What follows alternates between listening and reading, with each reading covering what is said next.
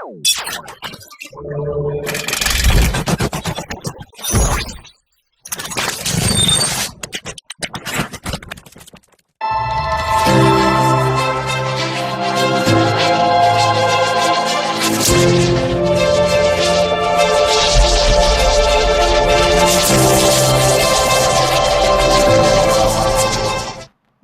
தொலைக்காட்சி நேயர்கள் அனைவருக்கும் அன்பு வணக்கம்.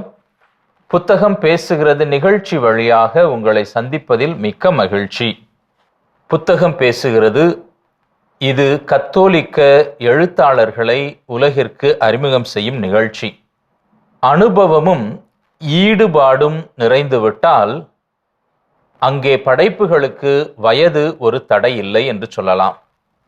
அந்த வகையிலே மிகுந்த அனுபவமுள்ள மிகச்சிறந்த படைப்பாளியாக இருக்கக்கூடிய திருமிகு மதுரை இளங்கவின் அவர்களைத்தான் நாம் மீண்டும் இந்த நாளிலே சந்திக்க போகிறோம். ஐயா இளங்கவின் அவர்கள் மாதா தொலைக்காட்சிக்கு புதியவர் அல்ல. அவருடைய பல நூல்களுக்காக ஏற்கனவே அவரை நாம் சந்தித்திருக்கிறோம். மதுரை ஞான ஒளிவுபுரம் பங்கைச் சேர்ந்தவர். இயற்பெயர் ஆரோக்கியசாமி. ஆனால் எழுத்து பகுதியில் மதுரை இளங்கவின் என்று பரவலாக அறியப்படக்கூடியவர். 1967 முதலே தனது எழுத்து பணியை ஐயா அவர்கள் செய்து கொண்டிருக்கிறார்கள். கவிதை, சிறுகதை, சரித்திர சமூக நூல்கள், நாவல்கள், ஆய்வு நூல்கள், மாணவர் நூல்கள் என ஐயாவின் படைப்புகள் மட்டும் 175 தாண்டி சென்று கொண்டிருக்கின்றன.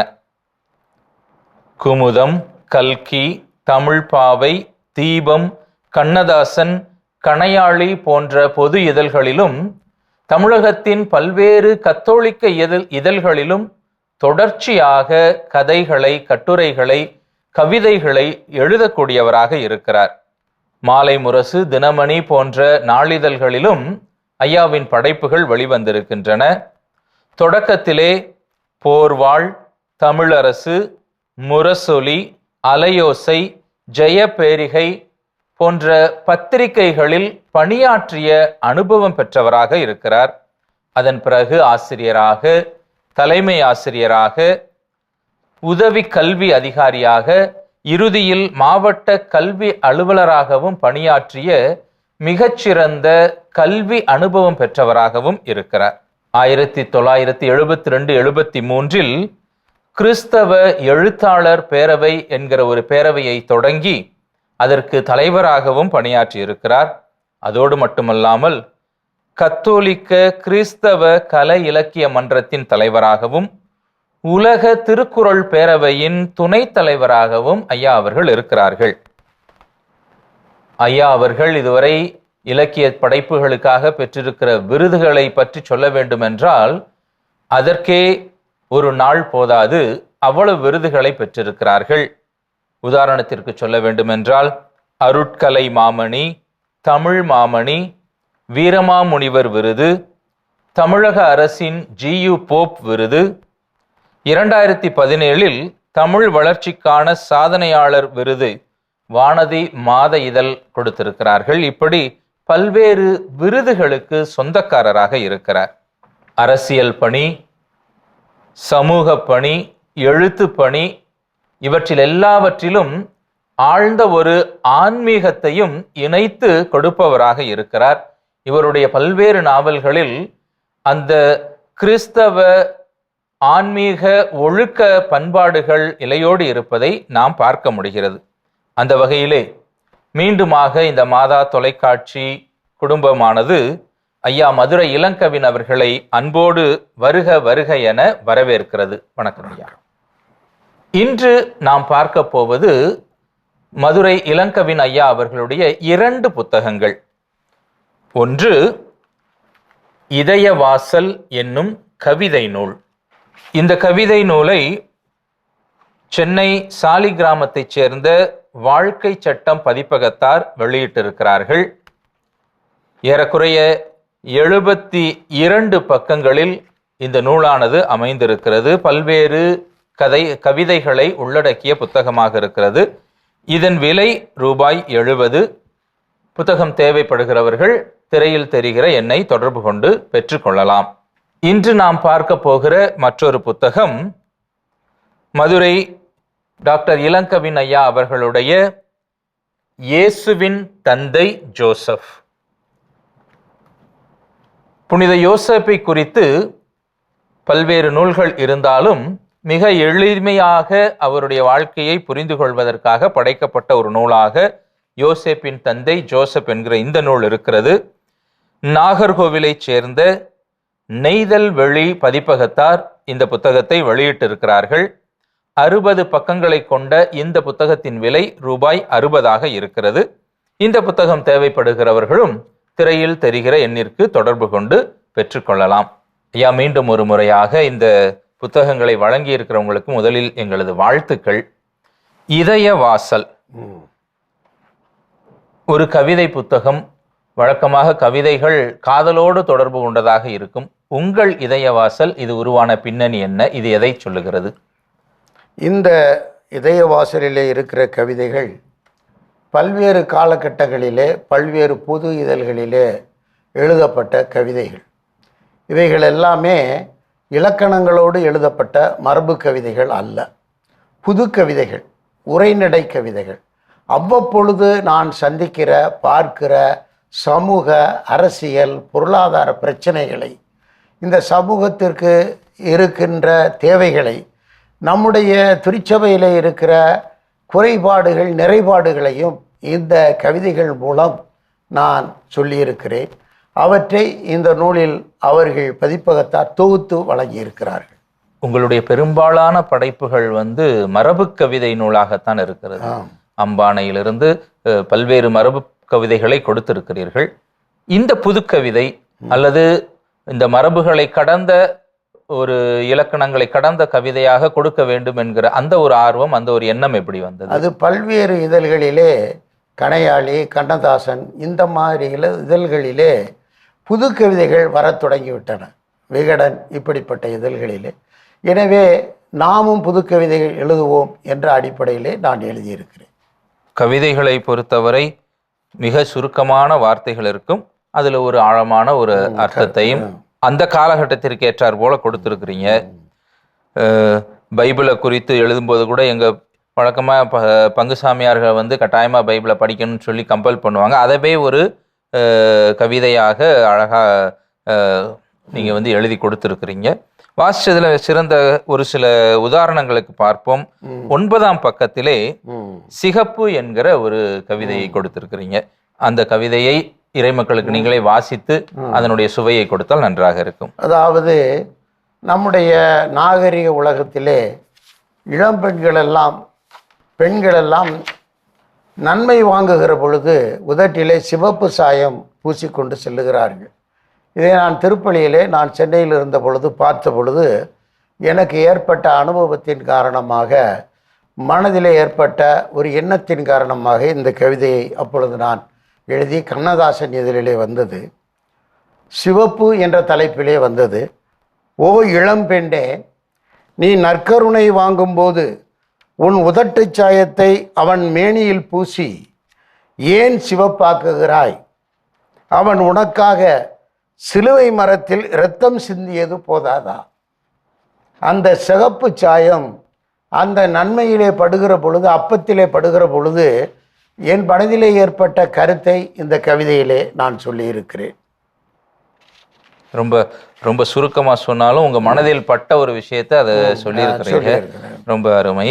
அதுபோல் இந்த சமாதானம் என்பதிலும் கூட கோயிலுக்குள்ளே இருக்கிற வரைக்கும் சமாதானம் சொல்லிட்டு வெளியில் வந்தோடனே சண்டை போடலாமா அப்படிங்கிற மாதிரியான விஷயங்கள் எல்லாம் சொல்லியிருக்கிறீங்க. 14ஆம் பக்கத்தில் சங்க காலம் என்கிற தலைப்பு. அந்த தலைப்பில் உங்களுடைய கவிதையில் என்ன பகிர்ந்து? அதாவது இயேசு ஆண்டவர் அவர் இஸ்ரேலிலே பிறந்து அங்கே சீடர்களை எல்லாம் தேடி அங்கே மக்களுக்காக பணியாற்றினார். நம்முடைய தமிழகம் என்பது ஐவக நிலங்களை குறிப்பிட்டு சொல்லக்கூடியது. தொல்காப்பியத்திலிருந்து நம்முடைய நிலப்பாகுபாடுகள் குறிஞ்சி, முல்லை, மருதம், நெய்தல், பாலை என்பது. தமிழகத்தை பொறுத்த மட்டிலே இந்த குறிஞ்சி, முல்லை, நெய்தல், பாலை எல்லாம் இருப்பது போல அங்கேயும் இருந்திருக்கிறது. எனவே இது ஒரு ஒப்பீடு. அதனால சங்க காலம் என்பதை எடுத்துக்கொண்டு இயேசுவுக்கும் தமிழகத்திற்கும் அரிய இணைப்பு. தமிழ் நிலம் ஐவகை அவர் வாழ்வும் பாலையில் திரிந்தவரிடம், அதாவது தமிழ் நிலம் என்பது ஐவகையாக பிரிக்கப்பட்டிருக்கிறது. இயேசுநாதர் வாழ்வும் இப்படியே தொடங்குகிறது. அவர் வாழ்வும் பாலையில் தெரிந்தவரிடம் ஆசீர் பெற்று, யோவானிடம் ஆசீர் பெறுகிறார், ஞானஸ்நானம் பெறுகிறார். நெய்தலாம் கடல்புறத்தில் சீடர்களை பிடித்து, கடற்கரையிலே சீடர்களை தேடி பிடிக்கிறார். வயல்வெளியில் நடந்து காட்டில் கதை சொல்லி, வயல்வெளியிலே போகிற பொழுது அங்கே தானியத்தை எல்லாம் பிடிக்க தின்பதையெல்லாம் காட்டுகிறார்கள். குறிஞ்சி எனும் கொல்கத்தா மலையின் சிலுவை சாவாம். கடைசியிலே அவர் கொல்கத்தா மலை என்பது குறிஞ்சி மலை, நம்முடைய சங்ககால இலக்கியத்திலே அது குறிஞ்சி என்று சொல்லுகிறோம். அதிலே அவருக்கு கொல்கத்தா மலையில் சிலுவை சாவாம் என்னே ஒற்றுமை. தமிழகத்திற்கும் அவருடைய வாழ்விற்கும் இருக்கின்ற ஒற்றுமையை இதில் நான் சொல்லியிருக்கிறேன். ஐவகை நிலங்களோடு அவரும் அந்த ஐவகை நிலங்களில் பயணித்திருக்கிறார் என்கிற அந்த ஒற்றுமையை ரொம்ப அழகா சொல்லியிருக்கிறீங்க. அதுபோலவே ஒவ்வொரு குட்டி குட்டி கவிதைகளுமே ஆழமான அர்த்தமான விஷயங்களை சொல்வதாக தான் இருக்கிறது. நற்கருணையை பற்றி ஒரு கவிதை எழுதியிருக்கிறீர்கள். உணவு சமைத்தல், உறவினர்கள் வந்தா வீட்டுக்கு அப்படின்னு சொல்லி 23ஆம் பக்கத்துல யாரும் தராத உணவு அப்படிங்கிற தலைப்புல, யாரும் தராத உணவு. நண்பர் வந்தால் கறி சமைக்கலாம், உறவினர் வந்தால் மீன் சமைக்கலாம், மருமகன் வந்தால் கோழி அடிக்கலாம், அட வான்கோழி கூட சமைக்கலாம். ஆனால் இந்த மனித மகன் இயேசு தன் உடலையே உணவாக தந்தாரே, இதென்ன புதுமை என்று சொல்லுகிறேன். அப்பத்தை எப்படி அவர் தன்னுடைய உடலாக கொடுத்தார் என்பதை விளக்குகிற வகையிலே இதை நான் எழுதியிருக்கிறேன்.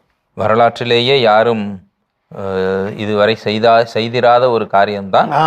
ஆனால் விருந்து, மனிதன் தன்னையே உணவாக தந்திருக்கிறார், ஒரு மனிதனாக பிறந்த இயேசு அப்படிங்கிறத வந்து ரொம்ப அழகா சொல்லி இருக்கிறீங்க. அதற்கு அடுத்த பக்கத்தில் 25ஆம் பக்கத்திலே நோவாவின் பெட்டகம் நம்ம கட்சிகளோடு சேர்ந்து ஒப்பிட்டு கொடுத்திருக்கிறீங்க. நம்ம நாட்டில் வந்து பார்த்தா ஏகப்பட்ட கட்சிகள், அரசியல் போட்டிகள். இதை குறிப்பிடுகிற வகையிலே இந்த நோவாவின் பெட்டகத்திலே, நோவாவின் பெட்டகம் என்னிடம் இருந்தால் இந்தியாவின் கட்சி கொடிகளை கணக்கெடுத்து அழகாய் சேர்த்து வைப்பேன். எதிர்கால தலைமுறை நம்மை எள்ளி நகையாடட்டும். இந்த கொடியெல்லாம் பார்த்துட்டு பின்வரும் தலைமுறை இப்படியெல்லாம் வாழ்ந்திருக்கிறார்களே என்று எள்ளி நகையாடும் என்பதை குறிப்பிடுகிறேன் இந்த கவிதையில். அதான் உங்கள் கவிதைகளில் வந்து பாராட்டும் இருக்கிறது, சில நேரங்களில் நையாண்டிய கருத்துகளும் இருக்கின்றன. அதை வந்து நம்ம புரிந்து கொள்ள முடிகிறது. ஒவ்வொரு கவிதையும் நாம் அப்படியே வாசித்துக்கிட்டே போனா இந்த நிகழ்ச்சி நேரம் ஆயிடும். இன்னும் ஒரு சில உதாரணங்கள், உதாரணத்திற்கு 53ஆம் பக்கத்திலே ஓய்வை குறித்து ஒரு கவிதை எழுதியிருக்கிறீங்க. ஒரு பெண் அலுவலகத்திலே வேலை செய்கிற பொழுது அவளுக்கு ஏற்படுகிற பிரச்சனைகளை மையமாக வைத்து, அந்த அலுவலகத்தில் நான் ஒருவளே பெண், சுற்றியுள்ள கண்கள் என்னை மேய, சிலர் பிச்சைக்காரர் போல் என் முன் நிற்க, பலர் வாயெல்லாம் பல்லாய் திறக்க, சே இப்படி ஒரு வாழ்வா, பேசாமல் வேலையை விட்டுவிடலாம். இப்படியே கணவனுடன் யோசித்து ஒரு நாளா இரு நாளா கருகருத்த என் முடி வெளுத்திட 30 ஆண்டு பணி முடிந்து நாளை ஐயோ நான் ஓய்வு பெறப் போகிறேன் தனான் நினைக்கிறாள். என்றாலும் அவள் அலுவலகத்துக்குத்தான் செல்கிறாள், இப்பொழுது ஓய்வு பெறப் போகிறாள் என்பதை அதில் சொல்லியிருக்கிறேன். அது ஓய்வை வந்து ஏற்றுக்கொள்ள முடியாத மனநிலை தான். நீங்க அந்த ஒரு வார்த்தை ஐயோ ஓய்வு பெற போகிறேன் அப்படிங்கிறத சொல்லியிருக்கிறீங்க. அது உண்மையிலேயே வேலை கஷ்டமா இருந்தாலும் வேலைக்கு போய் பழகினவங்களுக்கு வந்து அந்த ஓய்வுங்கிறது ரொம்ப ஒரு கடினமான ஒரு விஷயமா ஏத்துக்க முடியாததான் இருக்கும். சம்பாத்தியம் வேற இருக்குல்ல. ஆமா, ஒரு புறம் சம்பாத்தியம், இன்னொரு புறம் அது ஒரு வாழ்க்கை, அந்த ஒரு அலுவலகம், தான் பணி செய்யக்கூடிய இடத்தினுடைய பழக்கங்கள், நட்புகள் அப்படிங்கிறது ஒண்ணு. இனி அது எதுவுமே இருக்காது, வீட்டில் வந்து தனிமைப்படுத்தப்படுகிறோம் அப்படிங்கிற ஒரு பயம் வந்து ரொம்ப அதிகமாகவே இருக்கும். இறுதியாக 69ஆம் பக்கத்துல அது இன்றைக்கு நம்முடைய தமிழகத்திற்கு தேவையான ஒரு கவிதையாகவும் இருக்கிறது. 5வது நிலம் என்கிற கவிதை. குடிப்பதற்கு தண்ணீர் கேட்காதே, குளிப்பதற்கு தண்ணீர் கேட்காதே, விவசாயத்திற்கும் தண்ணீர் கேட்காதே, டாஸ்மாக் தண்ணீர் மட்டும் தாராளமாய் கிடைக்கும். இனி எதிர்கால தமிழகம் ஐவகை நிலத்தில் 5வது நிலம்தான். புரிந்தால் சரி, பாலைவனம்தான். நிச்சயமாக இந்த கவிதை நூல் படிக்கிற ஒவ்வொருவருக்கும் ஒரு நாளைக்கு ஒரு கவிதைன்னு வாசித்து சிந்தித்தாலே போதும். ஒரு சின்ன காரியம், ஆனால் ஒரு மிகப்பெரிய விஷயத்தை அது ஆன்மீகமா இருந்தாலும் சரி, அரசியலாக இருந்தாலும் சரி, ரொம்ப தெளிவாக ஆழ்ந்து உங்கள் உள்ளத்தில் தோன்றியவற்றை அழகாக சொல்லி இருக்கிறீங்க. அது இதய வாசல். நான் முதல்ல இந்த அட்டைப்படத்தை பார்த்தவுடன் இது திரு ஆண்டவரை பற்றியதோ அப்படின்னு நினைச்சேன். ஆனால் உள்ளே இருக்கிற செய்திகள் உலகம் சார்ந்த எல்லா செய்திகளையும் உள்ளடக்கியதாகவே, சமூக பிரச்சனைகளை முக்கியமா பேசியிருக்குது. ரொம்ப அருமையாக இருக்கிறது. நாம் இந்த இன்றைய நாளின் அடுத்த புத்தகத்திற்கு செல்வோம். இயேசுவின் தந்தை ஜோசப். இதனுடைய அந்த தொடக்கத்திலேயே சொல்லியிருக்கிறீங்க. பல்வேறு இதற்கு முன்பாக முக்கியமாக 2-3 புத்தகங்கள் யோசேப்பை பற்றி வந்திருக்கக்கூடிய அந்த புத்தகங்களை தழுவி அதிலிருந்து எடுத்து எளிய நிறையில கொடுத்திருக்கிறதாக சொல்லியிருக்கிறீங்க. அது அருட்தந்தை ஜான் தர்மநாதன் சலேசிய சபையை சார்ந்தவர். அவர் படைத்த என் பெயர் யோசேப்பு என்கிற அந்த சரித்திர நாவல் ஒன்று உங்களுக்கு ஊக்கமாக இருந்திருக்கிறது என்று இந்த புத்தகத்திற்கு அணிந்துரை வழங்கியிருக்கக்கூடிய சிவகங்கை மறைமாவட்ட ஆயர் மேதகு ஆனந்தம் அவர்கள் சொல்லுகிற பொழுது, அந்த யோசேப்பு என்கிற எபிரேய சொல்லிற்கு அதிகம், நிறைய, வளமான என்று பல அர்த்தங்கள் உண்டு. எனவேதான் வீரமாமுனிவர் யோசேப்பை வளனார் என்று அழைக்கிறார். அதே அந்த ஒரு பின்னணியில் இயேசுவின் தந்தை யோசேப்பு என்று திருவிவிலிய பின்னணியை கொண்டு எழுதியிருப்பது மகிழ்ச்சி என்று உங்களை வாழ்த்தி இருக்கிறார். சாலமன் பாப்பையா அவர்கள் வாழ்த்துரை வழங்குகிற பொழுது அவர் இன்னும் அழகாக சுருக்கமாக சொல்லுகிறார். திருவிவிலியத்தில் துண்டு துண்டாக அங்கும் இங்குமாக கிடக்கும் சில வரிகளை எடுத்து அதை தச்சுப்பட்டறையில் சிதறி கிடக்கும் மரக்கட்டை துண்டுகளை சேர்த்து ஒரு உருவம் செய்கிறது மாதிரி தம்பி அறிஞர் இளங்கவின் அவர்கள் நமக்கு ஒரு அழகான படைப்பை கொடுத்திருக்கிறார் என்று உங்களை வாழ்த்தி இருக்கிறார். அது விவிலியத்துல யோசேப்பை பத்தி அதிகமாக இல்லை, அங்காங்கு சிறு சிறு வசனங்கள் தான் இருக்கு. ஆனால் அவற்றை ஒன்று கூட்டி நீங்கள் சொன்னது போல சில சரித்திர நாவல்களையும் பின்னணியாக வைத்து இதை ஒரு வரலாற்று நூலாகவே யோசேப்பினுடைய வாழ்க்கை வரலாறு எப்படி இருக்குங்கிறத அழகாக கொடுத்திருக்கிறீங்க. இதனுடைய பின்னணி, இதன் உருவாக்க பின்னணி, இதற்குள்ளாக எப்படி இதனை அணுகலாம், அதை பத்தி சொல்லுங்களேன். அதாவது இந்த ஜோசப் என்று நாம் சொல்லக்கூடிய சூசை அவர்களுடைய வாழ்க்கையில் நமக்கு மிக முக்கியமாக எல்லோருமே மிக அவரை ஒரு புனிதராகவும் அவரை எல்லாவற்றிற்கும் முதன்மையாகவும் வைத்து நாம் அவரை வழிபடுகிறோம், போற்றுகிறோம், புகழுகிறோம். அவருடைய வாழ்க்கையிலே உள்ள சில நிகழ்ச்சிகளை நம்முடைய மக்கள் தெரிந்து கொள்ள வேண்டும் என்பதற்காக நான் ஒரு சில நூல்களை படித்த பொழுது இதை ஒரு சிறிய நூலாகவும் எளிய நடையிலும் எழுத வேண்டும் என்று இந்த நூலை எழுதியிருக்கிறேன். இதில் நான் சொல்ல வந்த கருத்து என்னவென்று சொன்னால், ஜோசப் அவர்கள் எங்கே வாழ்ந்தார், அவர் எப்படி மரியாவை சந்தித்தார், அவர்கள் இருவருக்குள்ளும் எவ்வாறு உறவு ஏற்பட்டது, அவர்கள் திருமணம் செய்ய எப்படி ஒப்பந்தமானார்கள், அவர்கள் திருமணத்திற்கு யார் வந்தார்கள், அதன் பிறகு ஏற்பட்ட நிலைமைகள் என்ன, இயேசு பிறந்த பிறகு ஏற்பட்ட நிலைமை என்ன என்பதை மையப்படுத்தி மிக எளிமையாக ஒரு சிறிய நூலாக தந்திருக்கிறேன். இந்த இதுல யோசேப்பினுடைய பிறப்பு அந்த விஷயங்கள் அதிகம் இல்லை. மரியாளுக்கும் யோசேப்புக்குமான அந்த சந்திப்பிலிருந்து தொடங்குது. யோசேப்பினுடைய இறப்பு வரைக்கும் நீங்க ஒரு விஷயத்த அழகா சொல்லி இருக்கிறீங்க. வாசிக்கும் பொழுது ரொம்ப எளிமையா இருக்கு. அது ஒரு நாமே நேரில் சென்று அவங்க பக்கத்துல இருந்து பார்ப்பது போன்ற ஒரு அனுபவத்தோடு அந்த ஒரு அனுபவத்தை கொடுக்கக்கூடியதாகவும் இருக்கிறது. அதே நேரத்துல ரொம்ப அழகா கொடுத்துருக்கிறீங்க, ரொம்ப அருமையாகவும் இருக்கு. யோசேப்பை குறித்து நம்ம நினைத்த உடனே குறிப்பா நம்ம தமிழக மக்களுக்கு கண்டிப்பாக தேம்பாவணியை ஞாபகத்துக்கு வரும். கான்ஸ்டன்டைன் ஜோசபெஸ்கி என்று சொல்லப்பட்ட வளனார் வீரமாமுனிவர் அவர்கள் எழுதின அந்த தேம்பாவணி 3 பாகங்களாக எழுதியிருக்கிறார். ஆனா சாலமன் பாப்பையா அவர்கள் ரொம்ப அழகாக சுற்றி காட்டுறாரு. தேம்பாவணியை படிப்பதற்கு கொஞ்சம் ஆழமான தமிழ் புலமை வேண்டும். அது கொஞ்சம் கஷ்டமா இருக்கும் வாசித்து புரிஞ்சுக்கிறதுக்கு. ஆனால் நீங்க வந்து அதை ஒரு கதை வடிவில் ரொம்ப எளிமையா சின்ன குழந்தைங்க கூட படிக்கிற மாதிரி அழகா எழுதியிருக்கிறீங்க. இந்த கதைகளில் இதுல எனக்கு ஒரே ஒரு கேள்வி, இது தொடக்கத்துல உண்மையான வாழ்க்கை வரலாறு அப்படின்னு போட்டிருக்கிறீங்க. இது உண்மையிலேயே வாழ்க்கை வரலாறாக இருக்குமா, அல்லது அந்த உண்மையை தழுவிய ஒரு நாவலா நம்ம இதை பார்க்கலாமா? அது வந்து அவங்க எழுதின நூல்களில் உண்மையான தகவல்கள்னு சொல்கிறாங்க.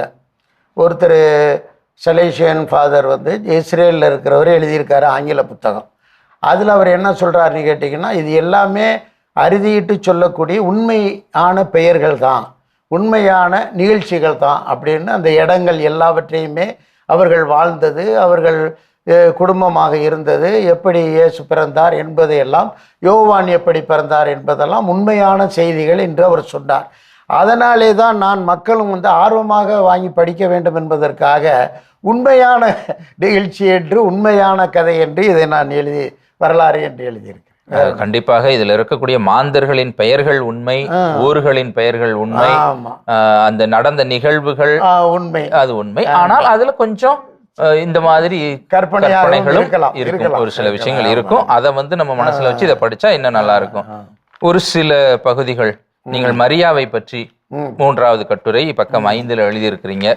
மரியாள் எப்படி வந்து அவர் வந்து ஜோசப் வந்து அந்த ஆலயத்திற்கு வருகிறார். அப்பொழுது அவர் வந்து அங்கே இருக்கக்கூடியவர்கள் அந்த அங்கே பயன்படுத்துகிற கத்திக்காக அதில் சேர்க்கிற கட்டை தயார் செய்து வருகிறவர். அவர் ஏன்னா இவருடைய தந்தையும் விவசாயம் செய்தவர், இவருடைய தந்தை யாக்கோப்பு. இவர் வந்து மர வேலை செய்கிறவர். எனவே அதை தயார் செய்து கொண்டு அந்த ஆலயத்தில் கொடுப்பதற்கு போகிறார். அப்படி போகிற பொழுது தான் அங்கே அவர் வந்து மரியாளை சந்திக்கின்ற ஒரு வாய்ப்பு ஏற்படுகிறது. மரியாவை அவர் அங்கே தான் எலிசபெத்தோடு சந்திக்கிறார். எருசலேம் தேவாலயத்திலே பார்க்கிற பொழுது அவருக்கு வந்து ஒரு ஞானம் நிறைந்த பெண் போலவும் அழகான பெண்ணாகவும் இருப்பதாலே அவர்கள் பின்னாடியே போகிறார். அவர்கள் பின்னாடி போகிற பொழுது தான் அவர்கள் பேசி கொண்டு செல்வதை கண்டு அதை கேட்கிறார். அப்பொழுது அவர்கள் என்ன பேசுகிறார்கள் என்றால், அடுத்த தடவை வரும் பொழுது எலிசபெத்துடைய கணவர் செக்கரியாவையும் கூட்டி வர வேண்டும் என்று பேசுகிறார். இதை அவர் தெரிந்து கொள்ளுகிறார். உடனே இவர் என்ன செய்கிறார், மறுநாள் செக்கரியாவோடு அவர்கள் வருகிற பொழுது மீண்டும் அங்கே போகிறார். மரியாளை பார்த்து அவர்கள் பின்னாடியே வருகிறார். அப்பொழுது செக்கரியாவிடம் தன்னை அறிமுகப்படுத்தி அதன் பிறகு அவர்களுடைய சேர்ந்து அவர்கள் இருக்கிற அந்த ஊருக்கு, அந்த இடத்திற்கு அவர்கள் வருகிறார்கள். ஐயன்கரீம் என்ற இடத்திற்கு அவர் வருகிறார். வந்து அந்த மரியாளை பற்றி தெரிந்து கொள்ளுகிறார். அதன் பிறகுதான் எலிசபெத்தோடு பேசுகிறார். செக்கரியாவோடு பேசிவிட்டு திரும்ப தன்னுடைய ஊருக்கு பெத்லகேம் செல்லுகிறார். இப்படி அவர் போன பிறகு திரும்பவும் அவர் மனதிலே மரியாவை சந்திக்க வேண்டும் என்று வந்து எலிசபெத்திடம் தன்னுடைய விருப்பத்தை சொல்லுகிறார். அப்பொழுதுதான் எலிசபெத்து மரியாவிடம் கேட்கிறார், நீ அந்த ஜோசப்பை திருமணம் செய்ய விரும்புகிறாயா என்று கேட்கிறார். மரியாளும் அதிலே சம்மதம் தெரிவிக்கிறார். இதுதான் அந்த நிகழ்ச்சிகளில் முதலில் வருகிறது திருமணத்திற்கு முன்பாக. அப்படி திருமணம் செய்த பிறகு அவர்கள் பெத்லகேமில் இருப்பதா, நாசரேத்தில் இருப்பதா? ஏனென்றால் நாசரேத்தில் தான் மரியாள் இருக்கிறார். தாய் உடல்நலமில்லாத அண்ணா என்பவர்களோடு இருக்கிறார். எனவே இவர்களுடைய வீட்டில், ஜோசப்புடைய வீட்டில் நீ இங்கே தானே இருக்க வேண்டும் என்று சொல்லுகிற பொழுது, உடன் பிறந்தவர்களெல்லாம் சொல்லுகிற பொழுது இந்த நிலைமையை சொல்லுகிறார். மரியாளின் தாய் உடல்நலம் இல்லாதவர், எனவே நான் அங்கே தான் இருக்க வேண்டும், நாசரேத்தில் இருக்கிறேன் என்று சொல்லி அங்கே போகிறார். பிறகு திருமணமாகிறது. அப்புறம் அதே போல் திருமணமான பிறகு எலிசபெத்து வயது முதிர்ந்த காலத்திலே அவள் கருவுற்று அவர் யோவான் பிறக்கிறார். இது இந்த நிகழ்ச்சிகளை அந்த இடத்துல நாசரேத்திலே போய் ஒரு புதிய வீடு கட்டுகிறார். அதன் பிறகு திருமணம் நடக்குது. இப்படியெல்லாம் அந்த நிகழ்ச்சிகளை கொண்டு போயிருக்கிறேன். அந்த முழுக்க யோசேப்பு காலத்தில் மரியாள் யோசேப்புக்கான சந்திப்புகள், அந்த திருமண ஏற்பாடுகள், இந்த விஷயங்கள் எல்லாம் வாசிக்கும் பொழுது ரொம்ப சுவையாக இருக்கிறது. அது வரிசையா ரொம்ப சுருக்கமா அழகழகா 2 பக்கம் தான், ஒரு நிகழ்வு, ஒரு குட்டி நிகழ்வு 2 பக்கத்துக்குள்ள அதை அழகா முடிச்சிருக்கிறீங்க.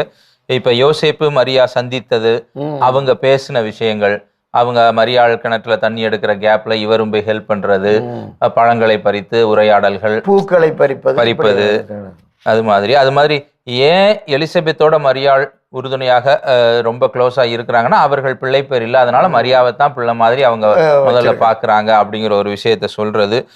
அது எல்லாமே வரலாற்று நிகழ்ச்சிகளோட அழகா கனெக்ட் பண்ணி வாசிப்பதற்கு ரொம்ப சுவையாக இருக்கிறது. ஒரு மணி நேரத்திற்குள்ளாக அதுவே அதிகம்தான். நேரடியாக வாசித்தால் இந்த மொத்த கதைகளையும் வாசித்து முடித்து விடலாம். யோசேப்பினுடைய அந்த இறப்போடு இந்த கதையானது முடிகிறது. யோசேப்பின் மறைவு அப்படிங்கிற ஒரு விஷயத்தோட இந்த கதையும் முடிகிறது. ரொம்ப அருமையாக படைத்திருக்கிறீர்கள். கண்டிப்பா வாசிக்கிற எல்லோருக்கும் யோசேப்பை பற்றி இன்னும் கொஞ்சம் புதிய விஷயங்களை தெரிந்து கொள்வதற்கு இது ஒரு வசதியாக இருக்கும். ஒரு நாவலாக கதையாக மட்டும் இல்லாமல் வரலாறோடு புனைந்த ஒரு கதையாக இருக்கிறது என்பதில் எந்த ஐயமும் இல்லை. ஆகவே அன்புக்குள்ள ஐயா அவர்களுக்கு இந்த 2 புத்தகங்களையும் வழங்கி இருக்கிறவங்களுக்கு மாதா தொலைக்காட்சியின் சார்பாக மீண்டுமாக எங்களுடைய வாழ்த்துக்களையும் பாராட்டுகளையும் நன்றிகளையும் தெரிவித்துக் கொள்கிறோம். நன்றி. அன்பு நேயர்களே, இன்னும் நம்மில் பல புதிய எழுத்தாளர்கள் இருக்கிறார்கள். அவர்களை எங்களுக்கு தெரியப்படுத்துங்கள். அவர்களின் எழுத்துக்களை உலகறிய செய்ய காத்திருக்கிறோம். நேயர்களே, மீண்டும் ஒரு புதிய புத்தகத்தோடு நிகழ்ச்சியில் உங்களை சந்திக்கும் வரை உங்களிடமிருந்து விடைபெறுகிறோம். நன்றி, வணக்கம்.